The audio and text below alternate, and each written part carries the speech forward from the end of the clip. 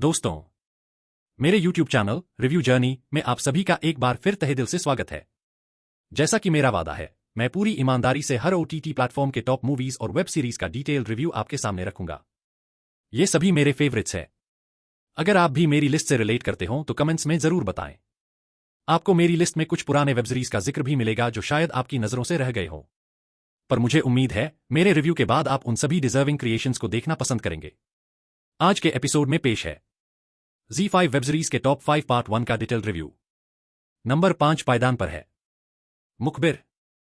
सत्य घटनाओं से प्रेरित और इंटेलिजेंस ब्यूरो के रिटायर्ड जॉइंट डायरेक्टर मलय कृष्णधर के नॉवल मिशन टू पाकिस्तान पर आधारित यह एक भारतीय जासूस कामरान शेख की कहानी है, जो बड़े क्रिटिकल टाइम पर अंडरकवर एजेंट के रूप में पाकिस्तान जाकर अपने मिशन को कामयाबी से अंजाम देता है। विभाजन के बाद से ही कश्मीर को मुद्दा बनाकर पाकिस्तान आर्मी हिंदुस्तान को चोट पहुंचाती रही है। 1962 के युद्ध में चीन से हार के बाद भारत की कमजोर स्थिति ने उसके मंसूबों को और हवा दे दी थी। उस समय पाकिस्तान में हमारा जासूसी नेटवर्क लगभग खत्म हो गया था। इंफॉर्मेशन ही एकमात्र जरिया थी पाकिस्तान की प्लानिंग को एडवांस में जानने का और उन्हें काउंटर करने का।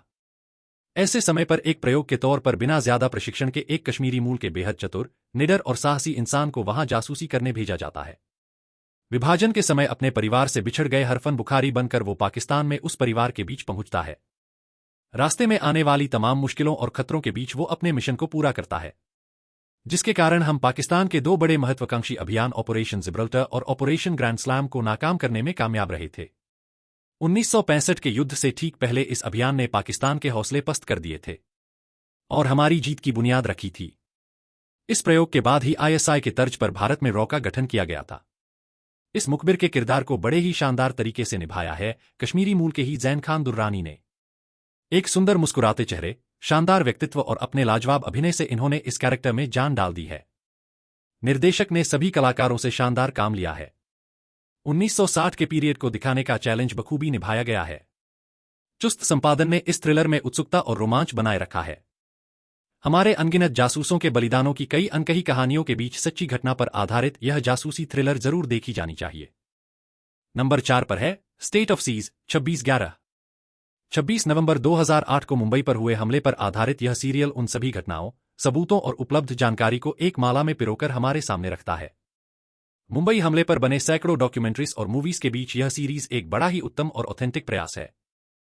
पाकिस्तान द्वारा स्पॉन्सर्ड ये एक बड़ा अप्रत्याशित आतंकी हमला था, जिसने हमारी कई कमजोरियों को उजागर किया। 4 दिनों तक चले इस हमले में 136 लोगों की जानें गई थीं और 300 से ज्यादा लोग घायल हुए थे। पहले 2 दिन आम जनता और लोकल पुलिस के जज्बे ने इन आतंकवादियों का सामना करा था। इस हमले ने हमें कई रियल लाइफ हीरो दिए जिन्होंने अपनी जान की परवाह किए बगैर पाकिस्तान के इस नापाक इरादे को नाकाम किया था। इस पूरे मामले में मीडिया का रोल नेगेटिव रहा।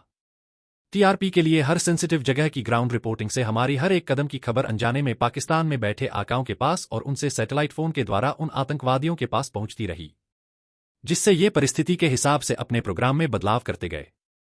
नहीं तो ये आतंकी हमला कभी 4 दिनों तक नहीं चल पाता। 26 तारीख को शुरू हुआ ये आतंकी हमला मुंबई के बंदरगाह क्षेत्र से होकर Chhatrapati Shivaji Terminus, Oberoi Trident, Leopold Cafe, Cama अस्पताल, Nariman House, Metro Cinema, Times of India Building और अंत में होटल ताज पैलेस पहुंचा। 29 नवंबर को ताज होटल में हुए स्पेशल फोर्स NSG के ऑपरेशन ब्लैक टोर्नेडो में आतंकवादियों के खात्मे के साथ ये समाप्त हुआ। दूसरी तरफ शिवाजी टर्मिनस पर पुलिस के साथ हुए मुठभेड़ में 2 आतंकवादी में से एक मारा गया और अजमल कसाब नाम का एक आतंकवादी जिंदा पकड़ा गया, जिससे बाद में हमें लश्कर-ए-तैयबा और पाकिस्तान के गठजोड़ के पक्के सबूत मिले। यह सीरीज पत्रकार संदीप उन्नीथन की किताब black tornado the 3 sieges of Mumbai 26/11 पर आधारित है। निर्देशक ने सभी कलाकारों से जोरदार काम लिया है। किसी एक या कुछ का जिक्र बाकियों के साथ नाइंसाफी होगी।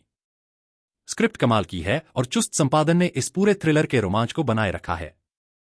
हमारी आज की पीढ़ी को अपने इतिहास को करीब से जानने के लिए इस रियल लाइफ थ्रिलर को जरूर देखना चाहिए, जिसमें पहले पायदान पर मौजूद है सनफ्लावर 1।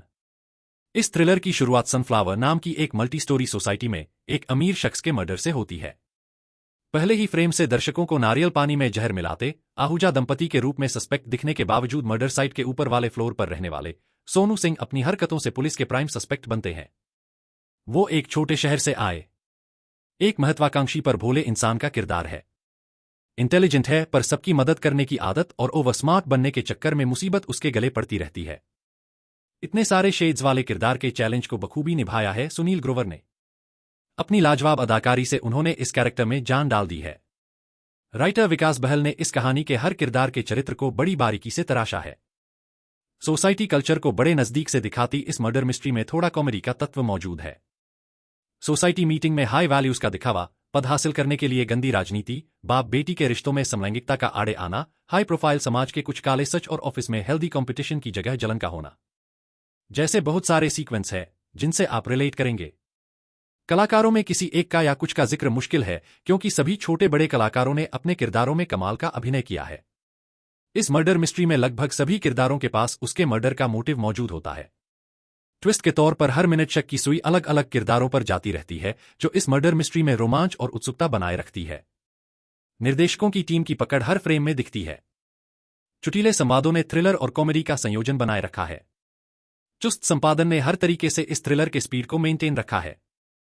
बस कभी कभी कुछ कैरेक्टर्स की अनावश्यक डिटेलिंग इस थ्रिलर के रास्ते में बाधा बनती है, और लेखक का आगे सीजन्स बनाने के मकसद से अपनी स्क्रिप्ट को लंबा करना अखरता है। अंत में सभी कलाकारों के शानदार अभिनय, शानदार निर्देशन और एक शानदार मर्डर मिस्ट्री के तौर पर इस वेब सीरीज को देखा जाना चाहिए। A thriller with a difference. इस एपिसोड के पहले पायदान पर है 11-11। यह एक रहस्य की चाशनी में लपेटी हुई एक सस्पेंसफुल थ्रिलर है, जिसमें दो अलग अलग समय के पुलिस ऑफिसर एक वॉकी टॉकी से आपस में बातें करते हैं, अपने अपने टाइम के केसेस की इन्वेस्टिगेशन लीड देकर एक दूसरे की मदद करते हैं। 2016 में पुलिस इंस्पेक्टर युग आर्या को अदिति तिवारी मर्डर केस में 1990, 1998 और 2001 की सूचनाएं रहस्यमयी तरीके से उस समय के पुलिस अधिकारी शौर्य अठवाल से मिलती है। ये दोनों एक दूसरे को ना ही जानते हैं और ना ही कभी इनकी मुलाकात होती है। हर बार केवल 1 मिनट के लिए रात 11:11 पर ही यह संवाद एक पुराने वॉकी टॉकी के माध्यम से पॉसिबल होता है। ये एक कोरियाई नाटक सिग्नल का हिंदी रूपांतरण है, जिसके रहस्यमय फैंटेसी को ही यहां फ्लैशबैक के जरिए आपके सामने रखा गया है। दोनों अफसरों के बीच की कड़ी है एसीपी वामिका, जो 1990 में शौर्य अठवाल की जूनियर होती है और 2016 में युग आर्या की सीनियर ऑफिसर होती है। कहानी के मूल विषय के कारण पूरे सीरीज में आपका फ्लैशबैक और वर्तमान में आना जाना लगा रहता है, जो इस थ्रिलर में रहस्य, रोमांच और उत्सुकता बनाए रखता है। बस शुरुआत थोड़ी धीमी है और दर्शकों से थोड़े सब्र की उम्मीद रखी गई है, पर दूसरे एपिसोड के खत्म होते होते ये थ्रिलर पूरे तौर पर अपनी पकड़ बना लेती है। चुस्त संपादन ने थ्रिलर की वांछित स्पीड बनाए रखी है। निर्देशक की पकड़ हर फ्रेम पर दिखती है, और उन्होंने सभी कलाकारों से शानदार काम लिया है। पर शौर्य अठवाल की भूमिका में धैर्य करवा, एसीपी वामिका के रोल में कृतिका कामरा और युग आर्या के किरदार में राघव जुयाल का काम उल्लेखनीय है। विशेष रूप से राघव ने अपने अभिनय की रेंज से दर्शकों का परिचय बड़ी बखूबी से करवाया है। सबसे अच्छी बात है, आगे और सीजन लाने के मकसद से कहानी में कोई छेड़छाड़ नहीं की गई है और कहानी का समापन अपने अंतिम एपिसोड में हो जाता है, जिसके लिए प्रोडक्शन हाउस प्रशंसा की पात्र है। अंत में एक अविश्वसनीय सी लगने वाली कल्पना को हकीकत में बदलते देखने के लिए रहस्य, रोमांच और सस्पेंस से भरपूर इस इन्वेस्टिगेटिव थ्रिलर को जरूर देखा जाना चाहिए। पहले पायदान पर है बिच्छू का खेल। Z5 प्लेटफॉर्म पर स्ट्रीम हुआ यह वेब सीरीज ओल्ट बालाजी और Z5 का संयुक्त प्रोडक्शन है। अपने ट्रेडमार्क स्टाइल में ओल्ट बालाजी ने इस थ्रिलर में भी कैची बैकग्राउंड म्यूजिक, शानदार लोकेशन, अडल्ट सीन्स, खून खराबा और संवादों में गालियों का खूब इस्तेमाल किया है। अमित खान द्वारा लिखित नॉवल बिच्छू का खेल बनारस की पृष्ठभूमि पर लिखी मूलतः एक बदले की कहानी है। लालच, प्रेम, हवस, जुगाड़, दोस्ती, समर्पण, समझौता जैसे जीवन के कई पहलुओं को लेखक ने इस थ्रिलर में पिरोया है। बनारस की बेबाकी और अल्हड़पन के साथ चलती इस कहानी के केंद्र बिंदु में है अखिल श्रीवास्तव नामक किरदार, जिसके हाथों से इस सीरियल के पहले ही फ्रेम में एक मर्डर होता है, जिसके बाद अपराध, खून खराबा, साजिश और राजनीति की ऐसी जुगलबंदी देखने को मिलती है जो आपको एक पल के लिए भी आंखें झपकाने नहीं देगी। इस किरदार को निभाया है देवेंदु शर्मा ने। ये इनके करियर के कई लाजवाब कामों में से एक है। उन्होंने बड़ी सहजता से इस किरदार के हर शेड को अपने चेहरे पर उकेरा है। वैसे इस थ्रिलर का मेन हीरो इसकी स्क्रिप्ट है। एक शानदार कहानी को उसके चुटीले संवाद, रोमांचक ट्विस्ट और प्रभावी चित्रण ने कमाल का थ्रिलर बना दिया है। संवादों में गाली का खुल के उपयोग हुआ है। अमूमन देश के किसी भी अंचल में गाली पूरी तरह रोजमर्रा की भाषा का हिस्सा नहीं है। मेरी व्यक्तिगत राय में हमें अपने हर क्रिएशन की समाज पर पड़ने वाले प्रभाव की समीक्षा जरूर करनी चाहिए। इस सीरीज के सभी कलाकारों ने शानदार काम किया है और कुछ का जिक्र बाकियों के साथ नाइंसाफी होगी। चुस्त संपादन के इस्तेमाल से इस थ्रिलर में स्पीड, फ्लैशबैक के इस्तेमाल से कंफ्यूजन और लोकेशंस के शानदार इस्तेमाल से रोमांच पैदा किया गया है। यथार्थ की दुनिया से अलग होकर भी दर्शक इससे रिलेट करता है।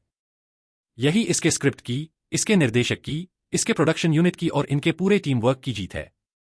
ये वेब सीरीज अपनी कहानी, फ्लैशबैक के इस्तेमाल, गालियों से भरे चुटीले संवाद, बनारस के रोमांच से भरे शानदार लोकेशंस, चुस्त संपादन, शानदार निर्देशन और सभी के लाजवाब अभिनय के लिए देखी जानी चाहिए।